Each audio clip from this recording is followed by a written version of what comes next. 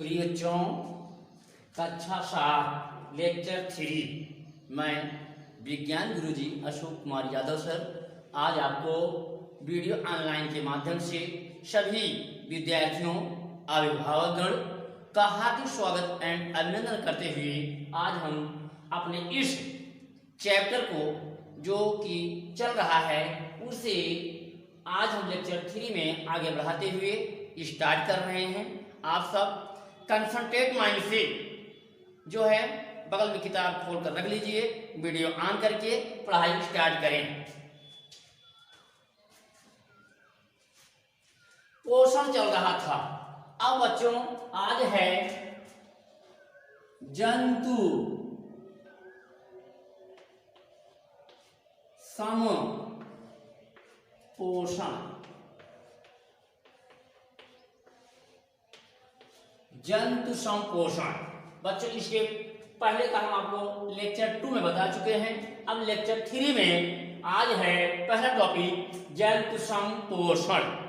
बच्चों नाम ही से मालूम है जंतु संपोषण। आप जानते हैं जंतु वे होते हैं जो अपना भोजन स्वयं नहीं बना पाते हैं, भोजन के लिए दूसरे जीव के ऊपर डिपेंड होते हैं, जंतु कहलाते हैं। अर्थात जंतुओं के समान पोषण करने वाले प्राणी को ही जंतु संपोषण कहते हैं। अब जंतु संपोषण में भी कई होते हैं, जैसे फर्स्ट है आपका शाकाहारी।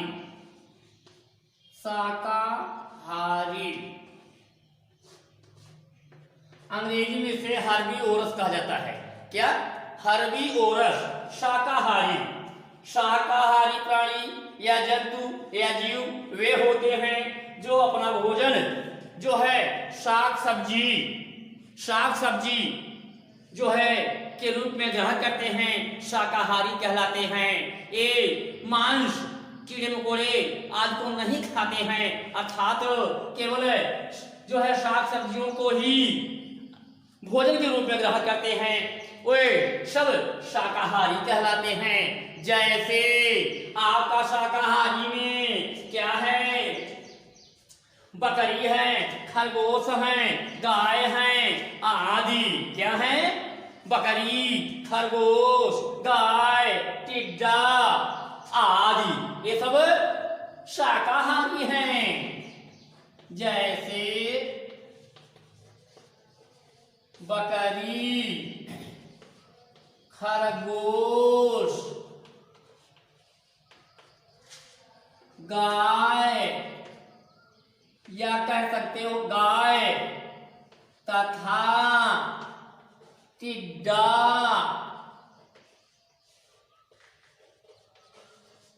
आदि।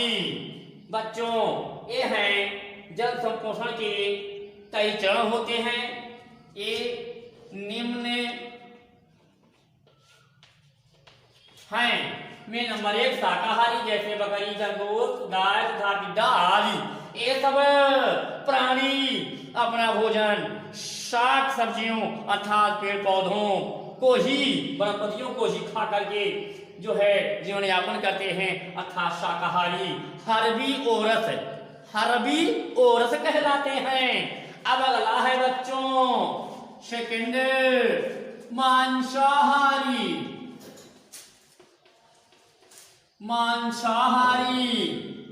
मांसाहारी बच्चों क्या होता है? मांसाहारी बच्चों नाम ही से मालूम है ऐसे प्राणी जो भोजन के रूप में मांस प्रयोग करते हैं, मांस मछलियों कीड़े मकोड़ों को खाते हैं, वे सब मांसाहारी कहलाते हैं। क्या कहलाते हैं? मांसाहारी कहलाते हैं। एक बार फिर से सुन लीजिए, ऐसे प्राणी, ऐसे जीव जो अपना भोजन मांस के रूप में प्रयोग करते हैं, मांस को खाते हैं, कीड़े मकोड़े को खाते हैं, वे सब मांसाहारी कहलाते हैं। जैसे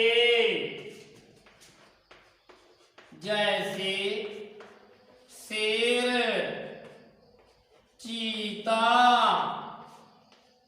भेड़िया,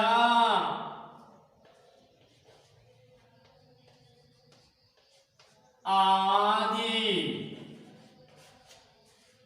जैसे शेर, चीता, भेड़िया आदि ये मांसाहारी कहलाते हैं। बच्चों तीसरा क्या है? तीसरा में है बच्चों आपका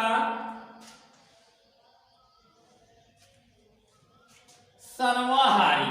मांसाहारी को अंग्रेजी में कार्निवोरस कहते हैं। क्या कहते हैं? कार्निवोरस। और तीसरा है आपका सर्वाहारी। सर्वाहारी क्या होते हैं? सर्वाहारी ऐसे जीव होते हैं, ऐसे जंतु होते हैं जो अपना भोजन जो अपने भोजन के रूप में सब कुछ करते हैं, सब कुछ खाते हैं। मांस, मछली, शाक सब्जी, जंतु, वनस्पति सबका प्रयोग करते हैं, वही कहलाते हैं सर्वाहारी, जिसे अंग्रेजी में ओमनीओरस कहते हैं। क्या कहते हैं? ओमनीओरस कहते हैं बच्चों। जो है सर्वाहारी वे होते हैं जो साग सब्जी, मांस, मछली जो है सब कुछ खाते हैं, वे सर्वाहारी कहलाते हैं। जैसे मनुष्य भी सर्वाहारी है, क्योंकि मनुष्य साग सब्जी और मांस मछली भी खाता है। कुत्ता भी सर्वाहारी है बच्चों। ए जैसे देश वैसे भेष, मनुष्य की तरह जैसे देश वैसे भेष। जहां देखा पोजीशन शाकाहारी की नहीं है, मांसाहारी यहाँ है सब, यही होगा। नहीं खाएंगे तो भूखे मरेंगे। वो मानव वहां क्या करता है? चलो भैया मांसाहारी में ही जुड़ जाते हैं। और जहां मांसाहारी जैसे हैं लेकिन मांस वहां नहीं मिल रहा है तो क्या करेंगे? शाक सब्जी है तो उसी से काम चला लेते हैं। अर्थात जैसे देश वैसे भेष, जैसे वहां समाज है जैसे है अपने आप को ढाल लेते हैं। लेकिन जो शाकाहारी हैं वो शाकाहारी रहेंगे चाहे जो हो जाए। अर्थात बच्चों सर्वाहारी हम उसे कहते हैं जो मांस, मछली, साग सब्जी सब कुछ खाते हों, सर्वाहारी कहलाते हैं। जैसे मनुष्य और कुत्ता और कौवा और तथा बिल्ली भी।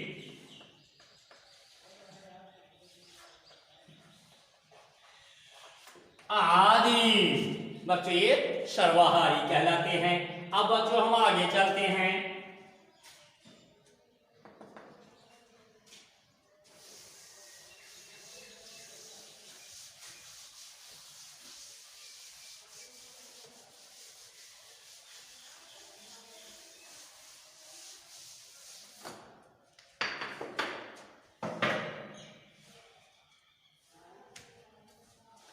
बच्चों कुछ पौधे भी होते हैं जो मांसाहारी होते हैं। अब आप सुनकर ताज्जुब करोगे कि पेड़ पौधे मांस खाते हैं। हाँ बच्चों कुछ पौधे भी ऐसे होते हैं जो मांसाहारी होते हैं। आओ हम उस पर विचार करते हैं, चर्चा करते हैं। मांसाहारी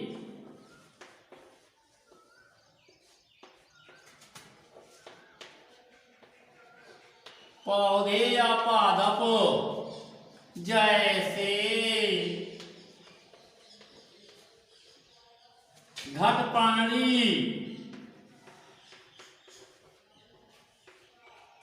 वीनस फ्लाई,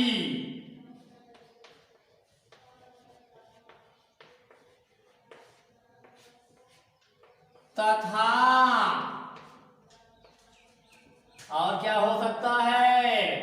ड्रोसेरा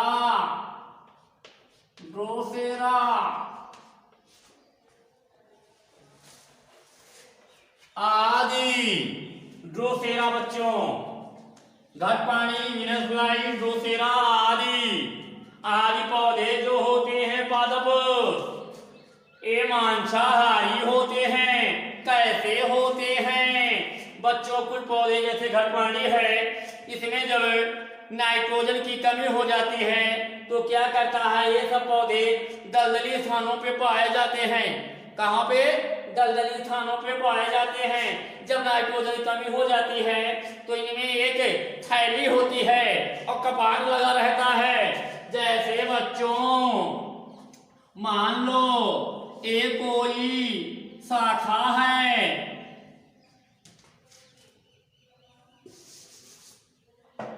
एक कोई शाखा है, अब इसी पे एक जो है ऐसे थैले के आकार के होते हैं, इस पे कपाट लगा रहता है ऐसे, और ये कपाट जब इनको भोजन की और नाइट्रोजन की आवश्यकता होती है तो ये कपाट खुल जाता है, खुल जाएगा, ओपन हो जाता है।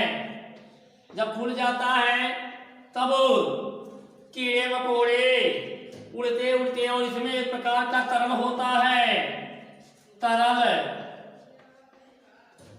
जो सुगंधित रहता है,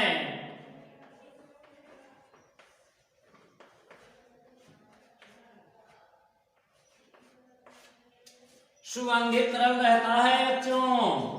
अब ये इस सेंट को सूंघते हुए या तरल को सूंघते हुए कुछ कीड़े मकोड़े आ जाते हैं इस जो है थैले के पास, पेड़ पौधे के पास, और इसका कपाट खुल जाता है जब नाइट्रोजन की कमी होती है, और यहाँ पर जब बैठ जाते हैं तो इस पे चिपचिपा पदार्थ होता है और उनकी टांगें इसी में चिपक जाती हैं या वो फंस जाते हैं।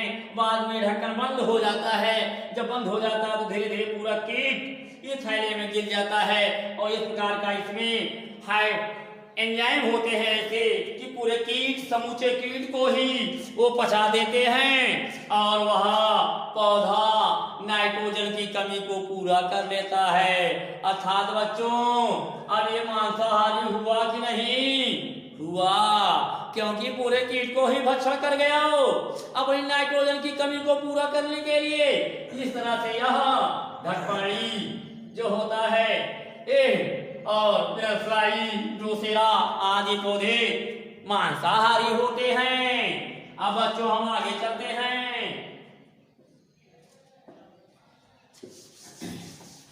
अगली हेडिंग है आपकी अपमार्जक।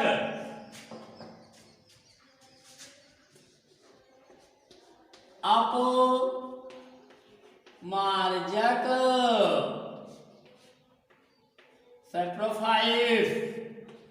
देखो बच्चों अपमार्जक क्या होता है? अपमार्जक जो है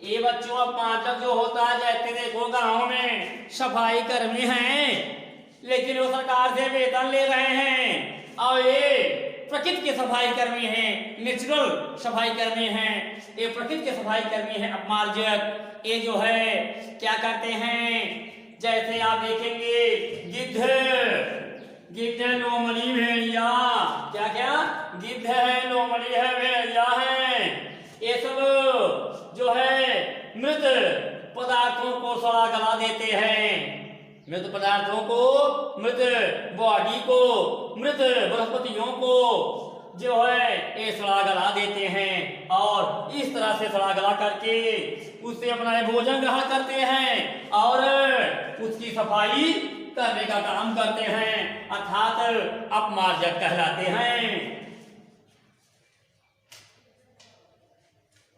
अर्थात ये अपमार्जक जो हैं मृत जीव, सड़ी गली वनस्पतियों को खाते हैं और खा करके वहां की सफाई करते हैं, और ये सब अपमार्जक कहलाते हैं। जैसे आप देखे थे, बताए थे आपको, क्या है अपमार्जक में गिद्ध,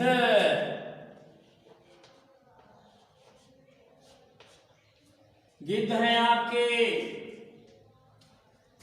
लोमड़ी, भेड़िया,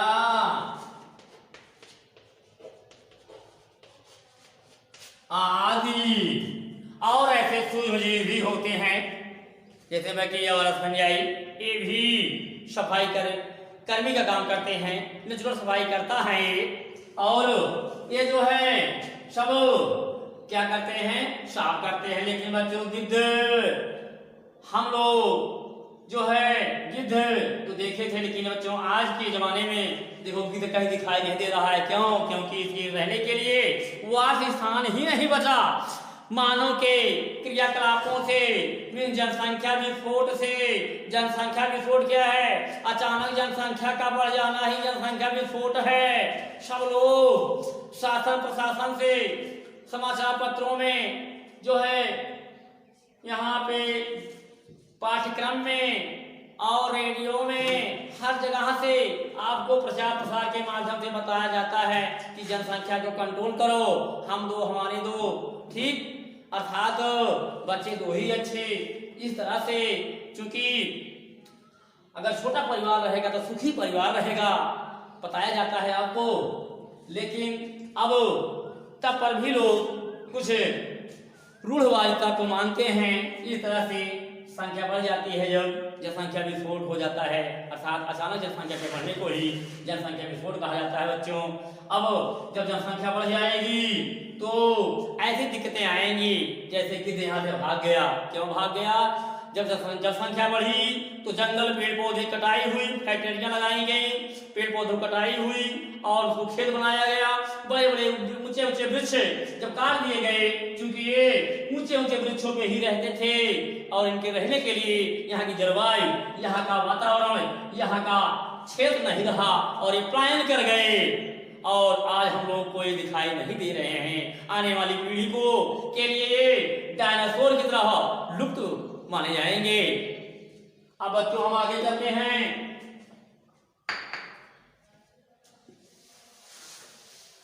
पोषण के प्रकार।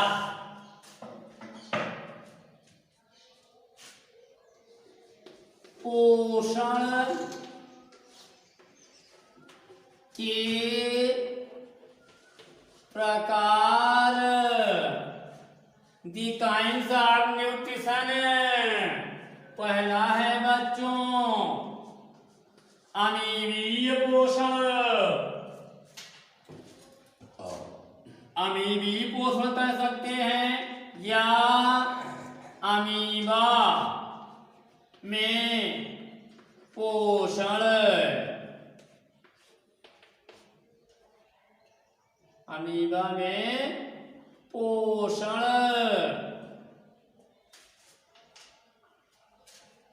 बच्चों अमीबा, अब आप समझे पहले अमीबा क्या है। What is amoeba? अमीबा जो होता है बच्चों एक कोशिकीय प्राणी है, सूक्ष्म जीव है, जिसको कि हम अपनी नंगी आंख से नहीं देख सकते, अर्थात विदाउट माइक्रोस्कोप हम इसको नहीं देख सकते।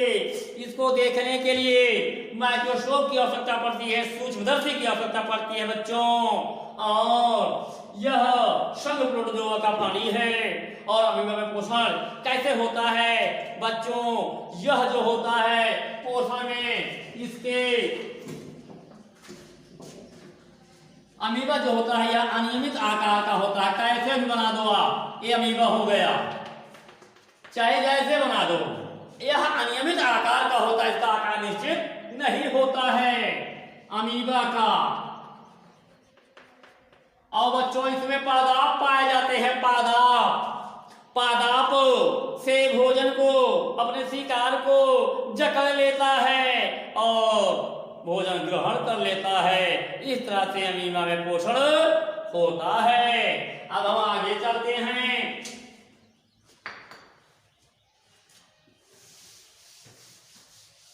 पैरामीशियम में पोषण।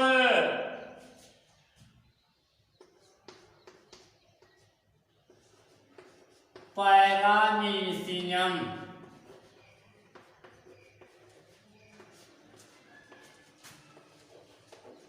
में पोषण। बच्चों पैरामीशियम में पोषण कैसे होता है और पैरामीशियम क्या है पहले समझो। पैरामीशियम भी संघ प्रोटोजोआ का प्राणी है। यह शरीर पर चप्पल के आकार का होता है। सब लोग स्लीपर चप्पल पहनते हो घर में, जानते हो, वही आकार का ये होता है पैरामीशियम। और बच्चों पैरामीशियम में दो केंद्रक पाए जाते हैं, इस बात का भी ध्यान रहे। केंद्रक क्या है? कोशिका के अंदर कोशिका द्रव से घिरी हुई एक संरचना पाई जाती है जिसे केंद्रक कहते हैं, और केंद्रक पूरी कोशिका को कंट्रोल करता है, अर्थात नियंत्रण कक्ष होता है वो।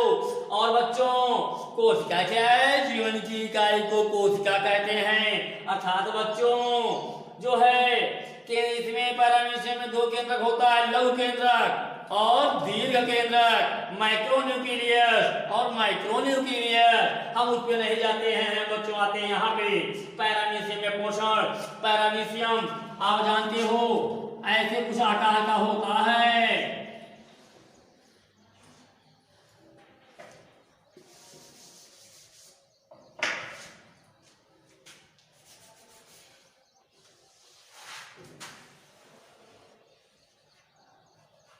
ऐसे बच्चों स्लीपर चप्पल के आकार का पैरामीशियम होता है।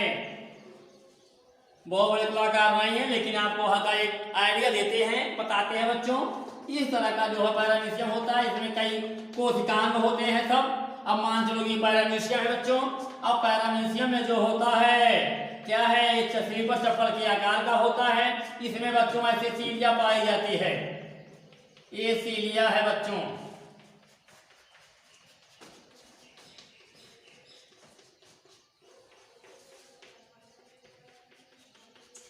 ये है क्या? सीलिया।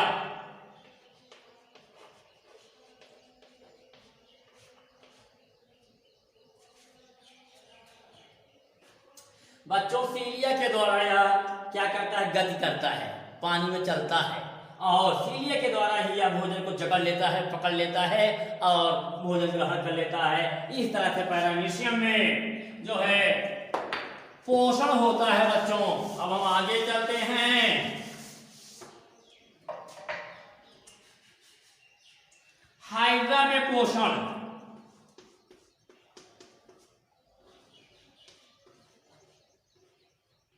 हाइड्रा में पोषण बच्चों, हाइड्रा में क्या पाया जाता है? स्पर्शक पाए जाते हैं। स्पर्शक जैसे मान लो ये कोई हाइड्रा का चित्र है, हल्का फुल्का आपका, और ऐसे इसमें जो है स्पर्शक पाए जाते हैं बच्चों। ये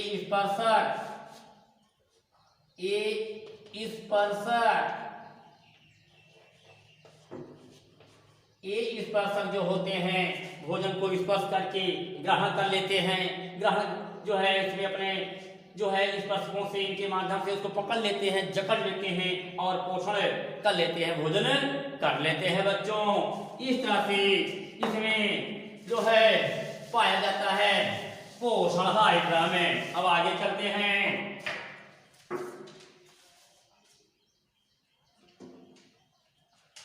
अब बच्चों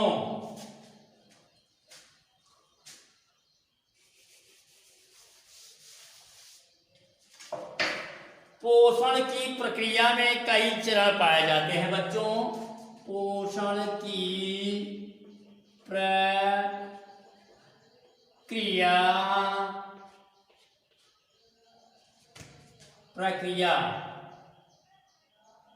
में चरण या पोषण के चरण कुछ भी कह सकते हो। अब इसके चरण जो होते हैं निम्न होते हैं। निम्न चरण पाए जाते हैं बच्चों। पोषण के निम्न चरण पाए जाते हैं। जैसे बच्चों हम लोग भोजन करते हैं, पोषण करते हैं, तब सबसे पहले क्या करते हैं? थाली में भोजन आता है हमारे पास, या हम लाते हैं किचन रूम से। अब थाली से भोजन को हाथ से निकाल करके मुख में डालते हैं, हाथ से निकाल करके मुख में डालते हैं। अर्थात थाली से भोजन को उठाकर मुख में डालने की क्रिया को ही भोजन का अंतःग्रहण करते हैं। पहला चरण है आपका भोजन का अंतःग्रहण। इसमें बच्चों निम्न चरण में पहला आपका है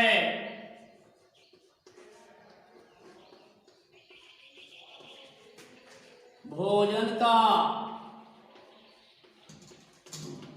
अंतः ग्रहण। बच्चों भोजन का अंतःग्रहण, भोजन को थाली से उठाकर मुख में डालने की क्रिया को ही भोजन का अंतःग्रहण कहते हैं। भोजन को क्या करते हैं, मुख थाली से उठा के मुख में डालने की क्रिया को ही भोजन का अंतःग्रहण करते हैं। अर्थात भोजन को अंदर करने की प्रक्रिया को ही भोजन का अंतःग्रहण कहलाता है। अब बच्चों दूसरा है स्टेप पाचन, डाइजेशन, पाचन। बच्चों पाचन क्या होता है, जब भोजन हमारे अंदर हो जाता है, मुख से आहार, मुख से गुदर तक जो होती है ये आहार नाल पाई जाती है। आहार नाल नाम ही से मालूम है, आहार नाल, आहार में भोजन, नाल में रास्ता, अर्थात जिसे भोजन जाता है वही है रास्ता हमारा भोजन का, मतलब आहार नाल है। ठीक, भोजन के जाने के रास्ते को ही आहार नाल कहते हैं बच्चों। अब भोजन जब भोजन हमारा अंदर हो जाता है, हमारे आमाशय में जाता है, तो भोजन का पाचन बच्चों मुख से ही स्टार्ट हो जाता है और हमारे आहार यहाँ आमाशय स्टमक मिष्टांकी जो होती है हम लोगों की, वहां पर जब भोजन पहुंचता है पेट में, स्टमक आमाशय में, तब पाचन क्या होता है।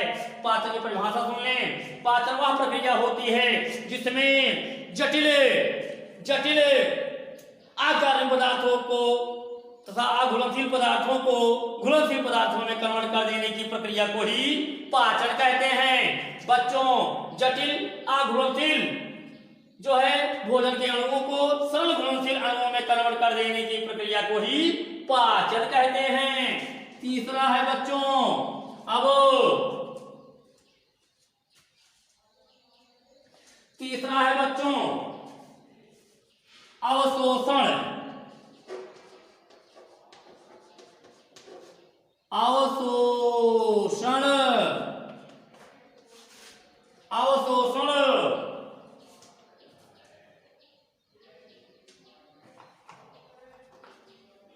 बच्चों पाचन के बाद जो है यह क्या है क्रिया आती है, अवशोषण आती है।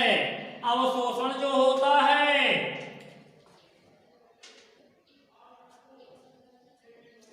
पाचन के बाद अवशोषण आता है। अवशोषण वह प्रक्रिया होती है जिसमें पाचन के बाद भोजन के सूक्ष्म कण को जो है ग्रहण, छोटी आंत में भोजन के सूक्ष्म कण को कोशिकाओं के द्वारा ग्रहण कर लेने की प्रक्रिया को ही अवशोषण कहते हैं बच्चों।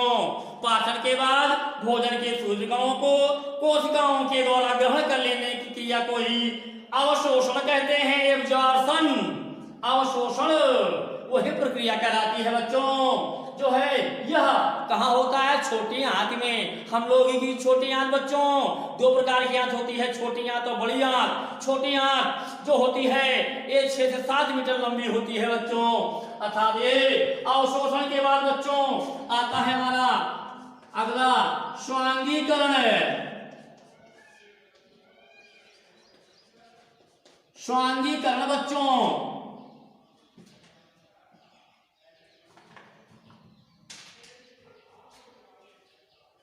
अब बच्चों अवशोषण के बाद जब कोशिकाएं सूक्ष्म कणों को अवशोषित कर लेती हैं, अवशोषण के बाद स्वांगीकरण आता है। स्वांगीकरण क्या है, स्वांगीकरण वह प्रक्रिया होती है कि बच्चों कि इसमें कोशिकाओं के द्वारा सूक्ष्म कणों को अवशोषित करके जो है अब इनका एक जो है पोषक तत्व जैसे कार्बोहाइड्रेट, वसा, प्रोटीन, विटामिन, खनिज, लवण, ये पोषक तत्व हमारे रुधिर में विलीन हो जाते हैं।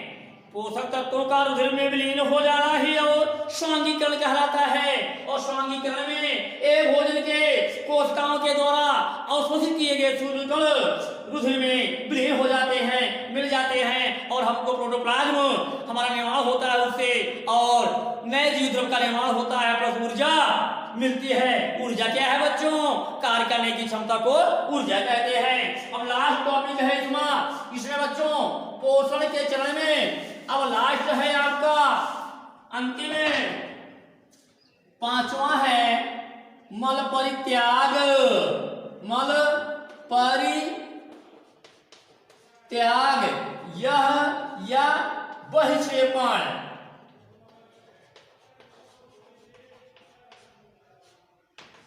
या बहिक्षेपण बच्चों, जब छोटी आंत में भोजन हमारा जाता है बड़ी आंत में भी कुछ अवशोषण होता है, उसके बाद अनडाइजेस्टेड फूड अपचित भोजन जो है जाता है हमारे मलाशय में। एक टंकी होती है, एक जो है थैली होती है जिसे रेक्टम बोलते हैं, मलाशय बोलते हैं, मलाशय में जाती है और समय समय पे नित्य क्रिया के द्वारा बच्चों यह मलाशय से जो है मल परित्याग अर्थात बहिक्षेपण क्रिया होती है।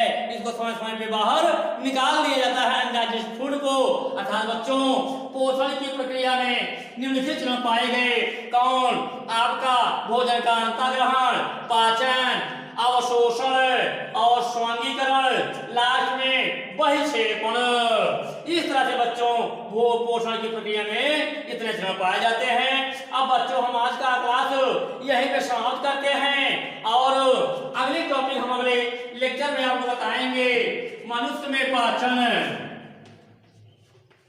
मनुष्य में पाचन, मनुष्य में पाचन लेक्चर 4 में बताएंगे बच्चों। हम आपको अगले से बताएंगे। आज हम यहीं अपने लेक्चर को समाप्त कर रहे हैं। धन्यवाद।